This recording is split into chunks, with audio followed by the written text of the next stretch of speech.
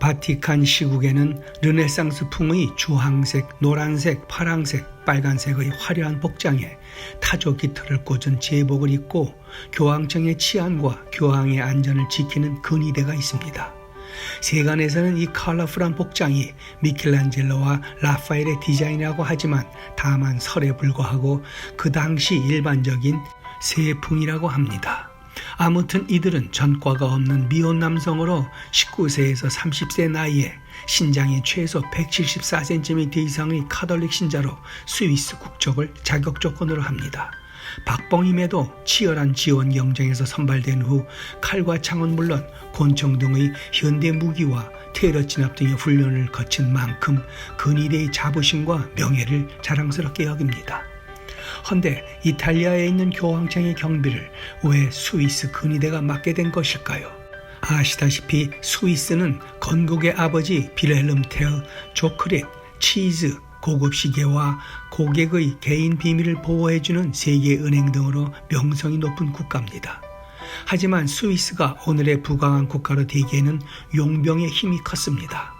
자원이라고는 전혀 없는 스위스의 젊은이들은 전쟁터로 돈벌이에 나섰습니다.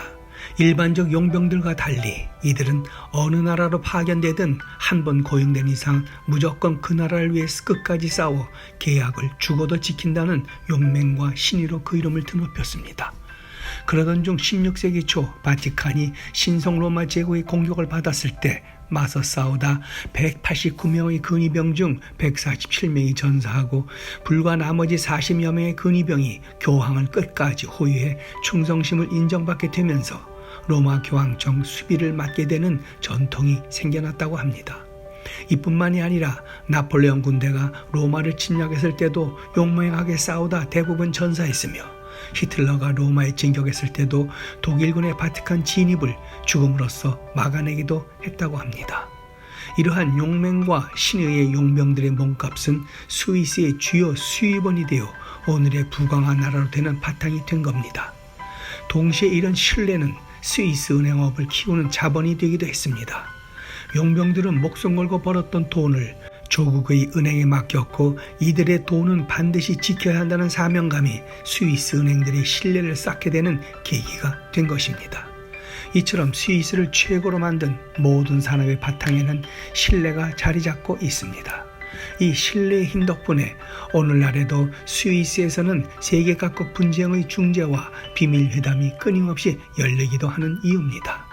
헌데 로마 바티칸의 스위스 용병처럼 절대 배신하지 않고 비밀을 지키는 신뢰의 상징이었던 스위스 은행의 안전신화가 무너지고 있습니다. 스위스 금융그룹 UBS와 함께 167년간 스위스 양대은행을 굴매온 크레딧 스위스 CS의 위기 때문입니다.